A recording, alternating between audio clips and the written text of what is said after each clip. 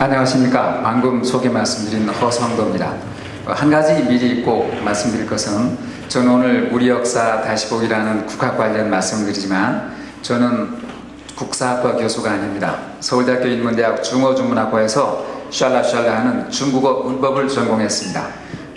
중문과를 공부한 제가 왜 국학 관련 말씀드리는지는 강연 말미에 말씀드리겠습니다. 요즘 신문 보시면 심란하시죠? 어떠십니까? 심란하시죠? 제가 말씀드리려고 하는 것은 우리 역사 다시 보기라는 제목인데, 첫째, 왜 다시 보는가? 우리가 보고 있는 역사가 객관적이고 과학적인 진실인가? 그게 아닌 부분이 있는 것 같다 해서 다시 보자고 말씀드렸습니다. 그러면 어떻게 다시 보는가 하는 문제죠? 어떤 방법으로 다시 보는가? 그 부분은 객관적 사유를 통해서 다시 봅시다. 우리가 국민소득이 2만 불이 넘었습니다.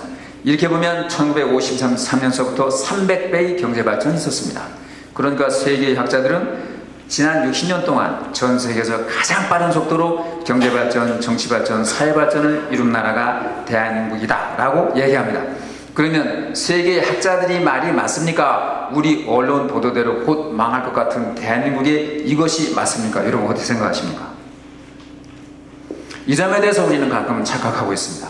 저는 신문 보도대로라면 정치인도 잘못하고 국회의원 잘못하고 공무원 잘못하고 기업인 잘못하고 노동 생산성 낮고 교수라는 놈들은 공부 안 하고 학생 공부 안 하고, 이렇게 본다면 지난 60년 동안 300배의 경제발전을 이룬 이 발전을 누가 일으켰죠? 누가 했습니까? 저는 이렇게 생각합니다. 이건 개인적 견해입니다. 우리나라 정치인들 정치 잘했습니다. 그런데 잘한 정치인은 절대 신문에 나지 않습니다. 국회의원들 정말 열심히 했습니다. 지금도 국회의원들 열심히 하는 국회의원이 훨씬 많습니다. 이건 누가 아는지 아십니까? 저 국회 입법조사처장이라는 사람이 있습니다. 그 사람은 국회의원들이 입법 활동을 할 때 연구자료가 필요하다, 이런 조사를 해라고 하는 조사를 하면 그걸 조사해주는 사람입니다. 그 사람은 어느 국회의원이 얼마나 일 열심히 하는지 다 알고 있습니다. 그 친구가 저랑 친구입니다. 그 친구가 그래요. 정도야, 정말 우리나라 국회의원들 열심히 해. 정말 열심히 한 사람이 너무 많아. 그런데 그 사람들은 절대 신문에 안 나. 말썽 부리는 사람만 신문에 나버려요. 국회의원들 열심히 합니다. 공무원들 정말 열심히 했습니다. 정말 열심히 했습니다. 그런데 이 공무원은 오늘도 밤 10시, 12시까지 일했습니다 라고 신문에 나지 않습니다. 기업인들 정말 열심히 했습니다. 노동자, 농민도 열심히 했습니다. 교수들도 열심히 가르치고, 제가 얼마나 열심히 하는지 아십니까? 저는 교수하는 동안 평균 퇴근 시간이 밤 11시 반이었습니다. 제가 오늘 회식이 있어 그러면 제 아내가 참 좋아했습니다. 회식하는 날이 빨리 들어오는 날이니까. 학생들도 열심히 했습니다. 모든 사람이 이렇게 열심히 하니까 나라가 발전되었다고 보아야 되는 거 아니겠습니까? 어떻게 보십니까? 그런데 신문을 보면 이 나라는 곧 망할 것 같습니다. 왜 그러냐? 언론은 문제점 위주의 사고방식을 가지고 있습니다. 그러니까 아무리 좋은 현상이 나도 이 현상에는 이러한 문제가 있을 수 있다 라고 보도를 합니다. 이렇게 장점을 찾아가면 행복해집니다. 아까 언론 보도대로 하면 발전의 속도는 빠르지만 온 국민이 행복을 느끼지 못합니다. 그래서 OECD에서 행복지수가 꼴찌에서 둘째입니다. 그러면 객관적인 사고는 뭐가 좋으냐? 진실을 보게 만들고 사람을 행복하게 합니다. 왜 객관적 사고 하느냐? 우리 역사도 객관적으로 보면 다시 보이기 때문입니다. 이제 우리 역사를 한번 객관적인 사고로 다시 봅시다. 조선이 망한 이유 한 가지는 기억나실 겁니다. 기억나시면 끄떡끄떡 해주십시오. 사색당쟁, 당파싸움 생각나십니까? 예, 그것 때문에 망했다라고 가르쳤습니다. 자, 이렇게 배우면 우리나라의 청소년들은 어떻게 생각하게 되어 있냐면, 우리 선조들은 그 빌어먹을 당파싸움 하다가 500년 만에 망했구나 라고 생각하게 되어 있습니다. 그런데 이 사고에는 두 가지 엄청난 문제가 있습니다. 이 사고를 하다 보면 마치 전 세계에서 우리 조선의 선조들만 당파싸움 한 것 같다라고 인식하게 되어 있습니다. 인정하십니까? 그런데요, 당파싸움이 조선의 선조들만 했습니까? 우리 한번 다시 봅시다. 인류 역사상 권력이 있는 곳에 당파싸움이 없었던 역사, 시대, 국가, 조직, 단체, 저한테 하나만 대보십시오. 권력이 있는 부분에는 다 당파싸움이 있게 되어 있습니다.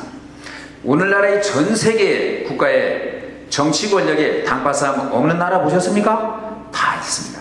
그러니까 조선의 선조들만 당파싸움 한 것은 절대 아닙니다.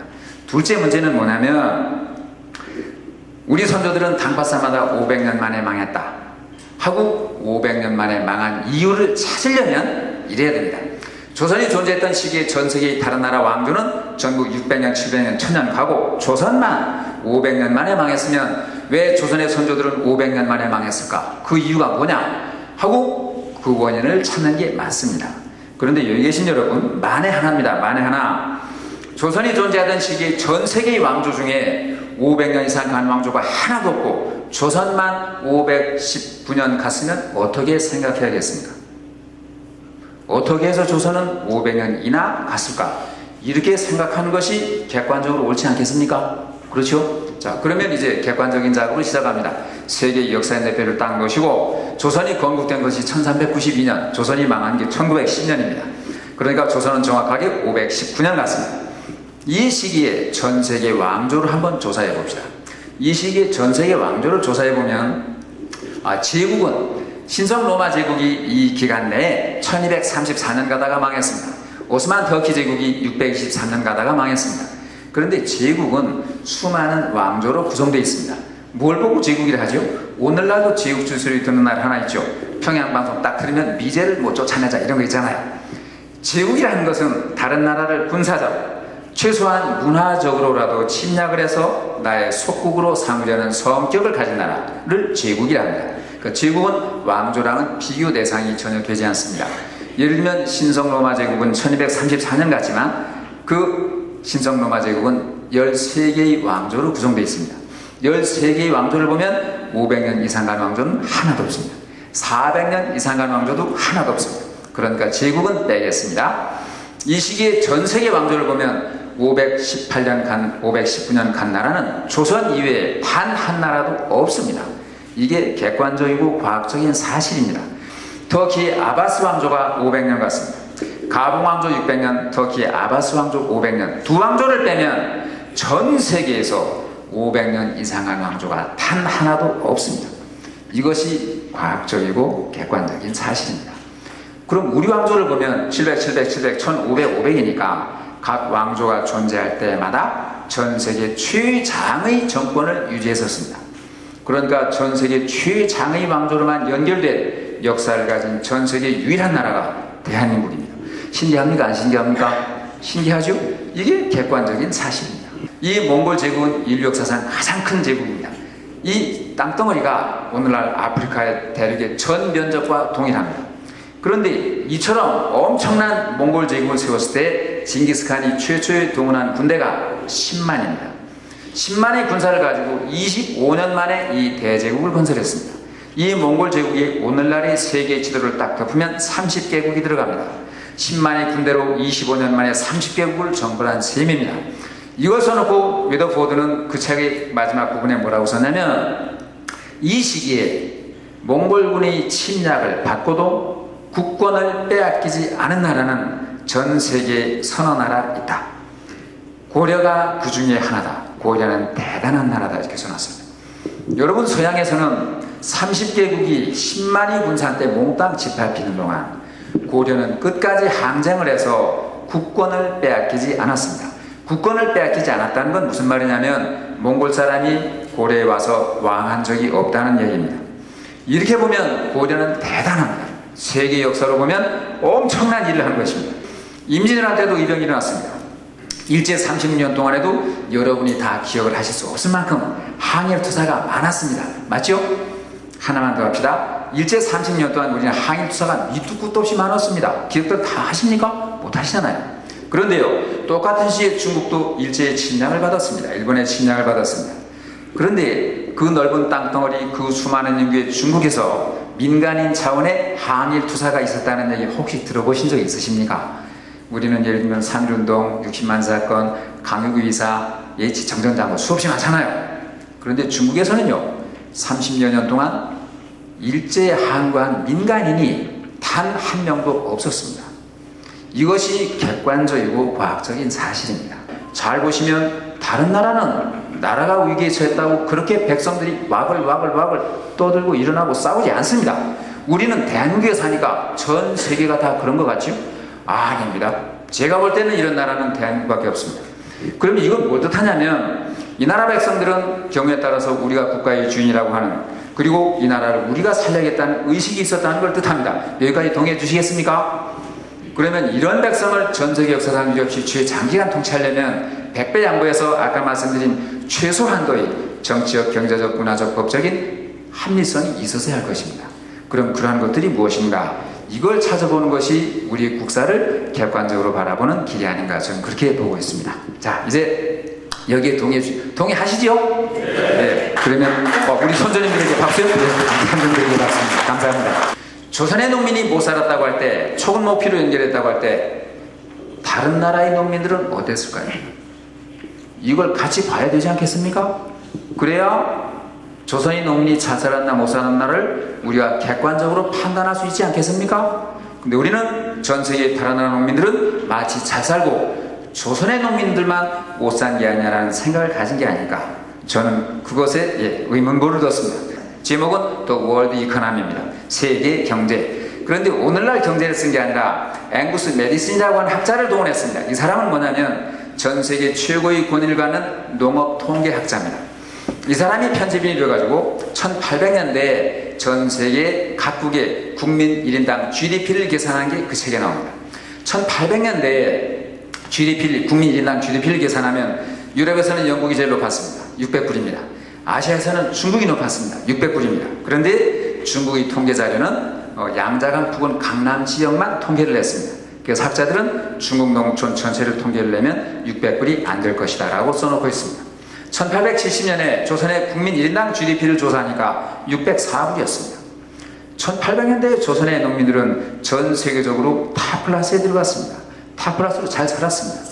탑클래스에 들어간 나라가 어느 나라냐면 일본이 들어가고 필리핀이 들어가고 인도네시아가 들어갔습니다. 이 통계에 의하면 조선의 농민들은 굉장히 잘 사는 겁니다. 인정되십니까? 예, 그 책은 서울대학교 중앙도서관에 책이 있습니다. 한번 찾아보십시오. 2007년에 미국의 경제사 학술지가 있습니다.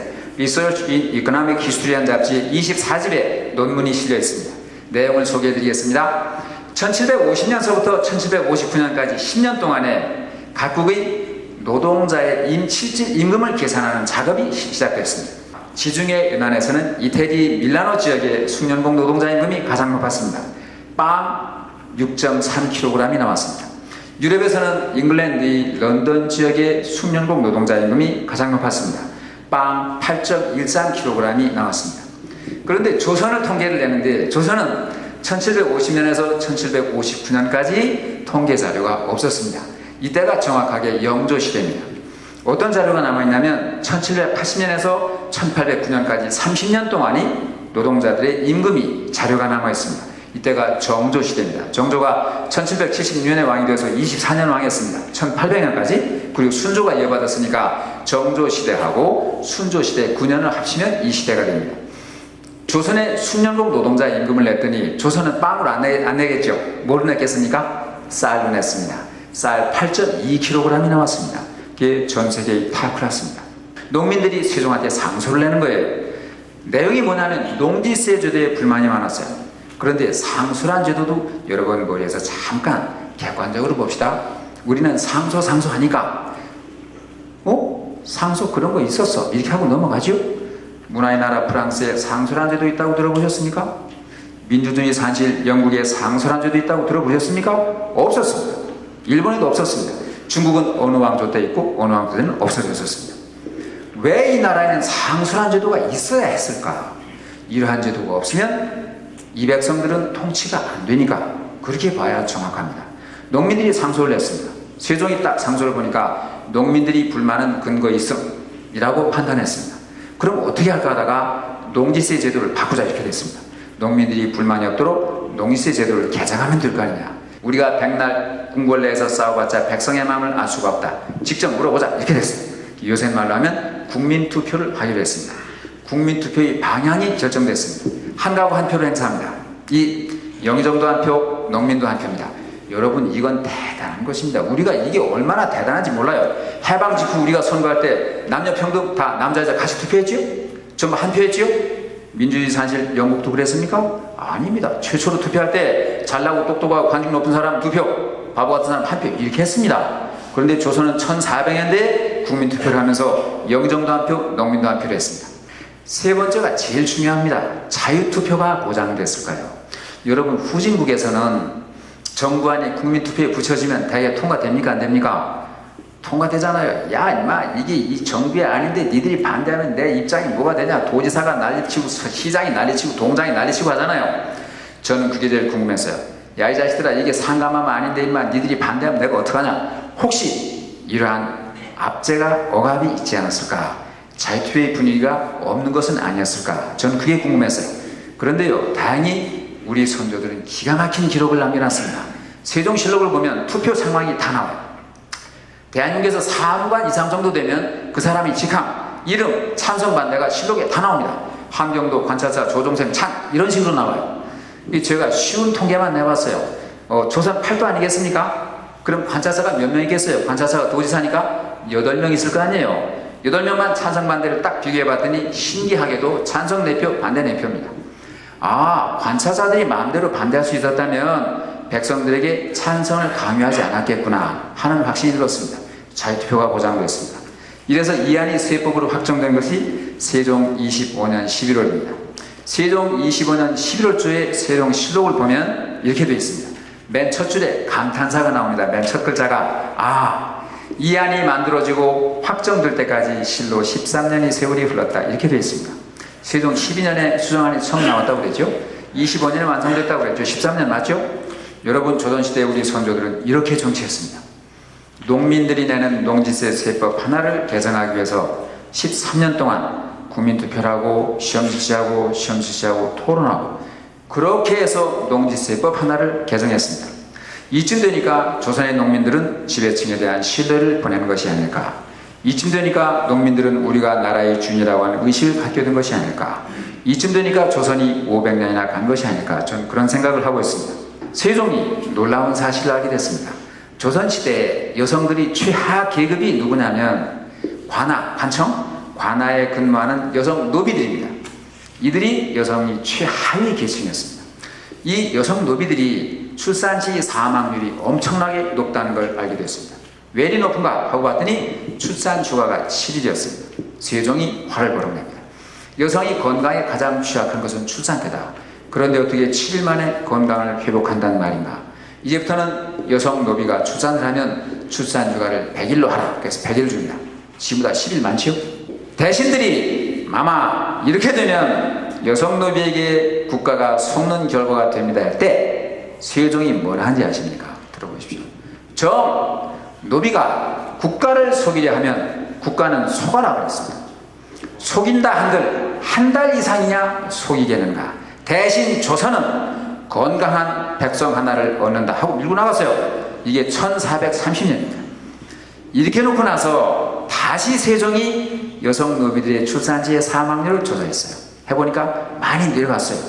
그런데요 세종이 기대한 것보다는 아직 높아요. 왜 이러냐 하고 봤더니 이렇게 됐어요. 아내의 직업이 여성 노비면 남편 직업이 뭐겠습니까? 노비일 거 아니에요? 아내가 출산하는데 남편이 출근해버린 거예요. 그리고 여성 노비가 혼자 출산하다가 죽는 비율이 그렇게 많다는 걸 세종이 알게 됐습니다. 여기에서 세종의 부부관이 나옵니다. 한번 들어보시겠습니까? 세종은 이렇게 말했어요. 부부란 가장 힘들 때 바로 옆에서 도울 수 있어야 된다. 스마트폰으로 돕는 거 안 됩니다. 문자 안 됩니다. 이메일 안 됩니다. 바로 옆에서 도울 수 있어야 된다. 그런데 여성이 가장 힘든 것은 출산대다. 그런데 그때 남편이 출근한다고 하는 것은 부부간의 정리에 어긋난다. 국가가 부부간의 정리를 해칠 권한을 갖지 못한다. 이제부터 여성 노비 아내가 출산을 하면 그 남편 노비에게도 한 달간의 육아 휴가를 주라 해서 남성 노비가 한 달간의 육아 휴가를 넣습니다. 이게 1434년입니다. 여러분 1400년대 전 세계 가셔서 그 나라의 최하층 계급에게 이러한 복지제도를 시행한 나라가 있는지 찾아보십시오. 저는 아직 못 찾았습니다. 우리에게는 별사용전이 없습니다. 맞죠? 없습니다. 여러분 조선시대 어떤 왕이 대국민 성명서를 발표합니다. 조선의 백성 여러분, 나는 별사의 궁전 같은 궁전을 짓고 싶습니다. 하오니 여러분 세금 2배 내주시고 여러분 자제를 20년 동안 노역을 시켜야겠으니 이해해 주시옵소서. 그러면 조선의 백성들은 어땠을 것 같습니까? 마마 아니 되옵니다. 전부의 사람들이 상소를 내죠. 그래도 해야겠습니다. 그럼 무슨 일이 나죠? 마마 차라리 마마가 나가시옵소서 하고 마마를 바꾸고 말죠. 조선 백성들 이거 인정합니까?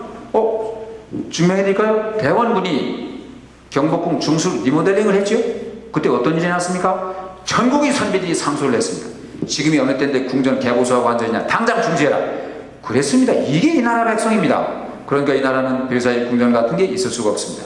대신 우리에게는 이러한 제도가 있습니다. 눈에 보이는 문화가 있지만 이것은 눈에 안 보이는 문화입니다. 눈에 안 보이는 문화도 얼마나 소중한가. 우리는 이런 데도 좀 신경을 써야 되지 않겠는가 라고 말씀드립니다. 여러분, 1401년서부터 1499년까지 1400년대의 과학이, 조선의 과학이 세계 첨단에 속했었습니다 하면 믿어지십니까? 안 믿어지십니까? 여러분, 표정으로 답변 좀 하십시다. 그래야 저도 좀 레스폰스를 알지 않겠습니까? 안 믿어지시죠?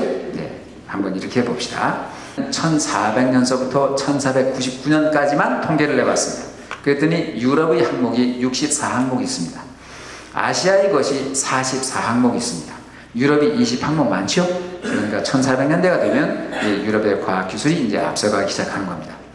아시아의 44항목 가운데, 여러분 빼기 잘하세요? 44항목 가운데 중국의 것이 6항목이 있습니다. 몇이었습니까? 일본의 것이 6항목이 있습니다. 몇 개 남았습니까? 32개 남죠? 32개가 몽땅 조선의 것입니다. 믿어지십니까? 안 믿어지십니까? 안 믿어지시죠? 안 믿어지실 겁니다. 그런데 사실입니다. 그저 한국이라면 못 잡아먹어서 나니 일본 학자가 만든 책이니까 말씀을 드린 겁니다. 제가 드린 말씀은 사실입니다. 그 책은 현재 서울대학교 중앙도서관 레퍼런스 룸에 있습니다. 이 지구설은 1400년대 이순지가 처음 한 게 아니에요. 유럽에서는 5세기에서 9세기 사이에 이미 지구설이 나와 있었습니다. 근데 지구설이 증명이 안 된 거예요. 되겠습니까? 이순지는 이렇게 말했습니다. 선대 과학자들이 이렇게 물었어요. 네 말이 맞다면 이래야 된다. 우리는 일찍을 예측한다. 태양과 달과 지구의 운행주기를 계산해서 일찍을 예측한다. 네 말이 맞다면 너는 월칙을 예측할 수 있어야 된다. 왜? 지구와 달의 운행주기를 계산하면 월칙도 예측이 가능해야 하니까. 이순지는 맞습니다. 다음 월칙은 뭐년 뭐일에 생깁니다 하는 게 정확히 들어맞았습니다. 그래서 이순지 지구설이 1400년대 조선에 자리 잡게 됩니다. 지구가 둥글다면 의도가 있겠죠. 여러분, 의도. 우리 의도 아시죠? 한양 땅에 의도가 있어야 할 거 아니냐. 나는 한양 땅에 의도를 계산하는 데 성공했습니다. 그랬어요. 이 부분은 두 가지 설이 있습니다만 제가 한 가지 설만 말씀드리겠습니다. 한양의 의도가 몇 도야? 38.25도 그랬어요. 38도라고 그냥 알아두시죠. 여러분, 오늘날 서울의 한양, 서울 땅의 의도는 37도 34분입니다. 1400년대에 이거를 38도로 계산했으면 아주 정확한 겁니다. 대종은 과학을 발전시키고 싶었어요. 과학을 발전시켜야 조선의 모든 생산량이 증대된다. 그런데 중국 달력으로 일시월치 예측가 맞겠습니까? 안 맞겠습니까? 일추적, 월추적 다 다르잖아요. 이순재에게 세종은 물었습니다. 조선의 과학자들의 능력에 의하면 이 땅에 많은 달력을 계산해낼 수 있는 건가? 그런데요, 이순지가 놀라운 얘기를 합니다. 마마 할 수 있습니다. 합시다. 이렇게 됐어요. 합시다. 그래서 달력 계산 작업에 들어갑니다. 1433년에 달력 계산 작업에 들어갑니다. 조선조정에서는 중국이 수십여 개의 달력을 한양 편지로 바꾸는 팀 A팀, B팀은요 이순지가 팀장이었어요.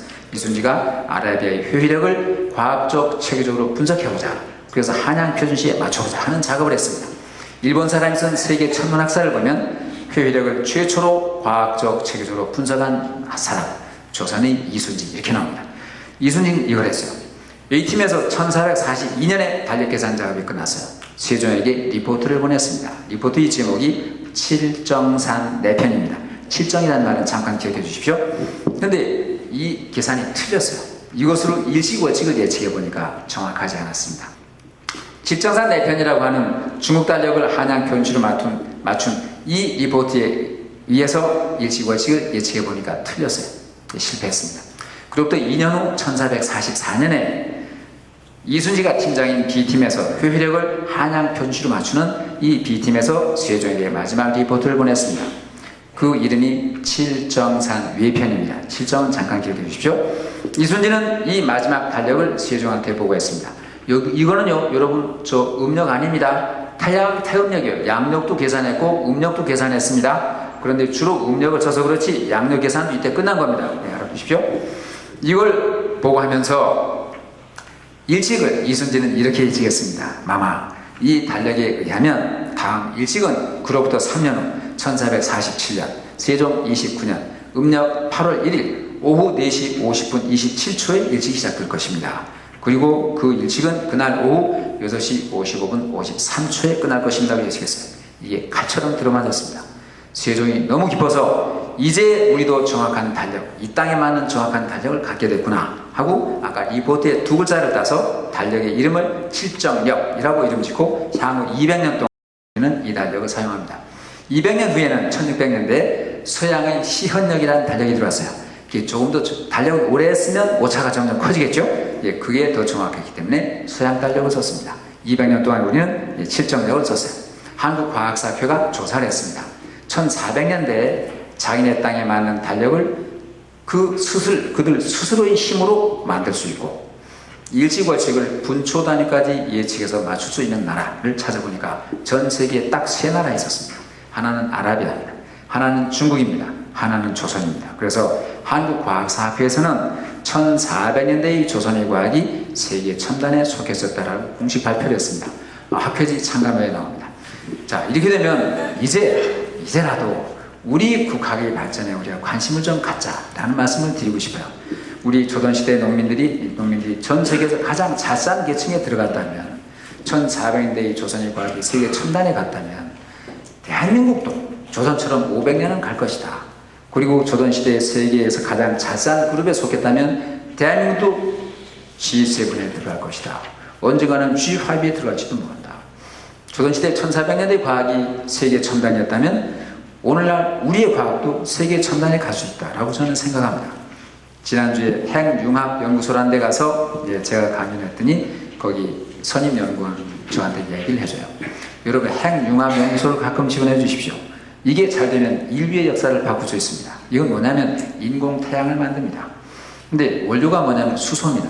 우리는 분열이라는 걸 우리 많이 배우고 있죠. 핵발전소가 우라늄을 쓰죠. 그리고 핵을 분열시킬 때 여기 납니다. 이걸 쓰는데 그러면 폐기물이 방사능 폐기물이 생깁니다. 근데 핵융합을 하면 원료가 수소입니다. 수소는 공기 중에 바다 중에 널려 있습니다. 영원히 쓸 수 있습니다. 그리고 폐기물이 없습니다. 그래서 완전한 에너지입니다. 근데 이 핵융합연구소가 어떻게 됐냐면 미국보다 50년 늦게 생겼습니다. 근데 지금 세계 최첨단입니다. 여러분 언론은 문제점 위주의 보도를 하니까 여러분을 우울하게 만듭니다. 그러나 우리의 객관적인 현실은 세계를 향해서 잘 나가고 있습니다. 잘 나가고 있으니까 대한민국 망할 거란 생각하지 마십시오. 저는 지금 힘차게 나갈 수 있는 동력을 우리 선조로부터 물려받았다고 확신합니다. 그리고 우리 후손도 이것을 잘 물려받을 것입니다. 긍정적으로 보면 좋은 점은 아주 많습니다. 약속한 시간 90분이 됐습니다. 여러분 쉬지 않고 들으시느라고 수고하셨습니다. 감사합니다.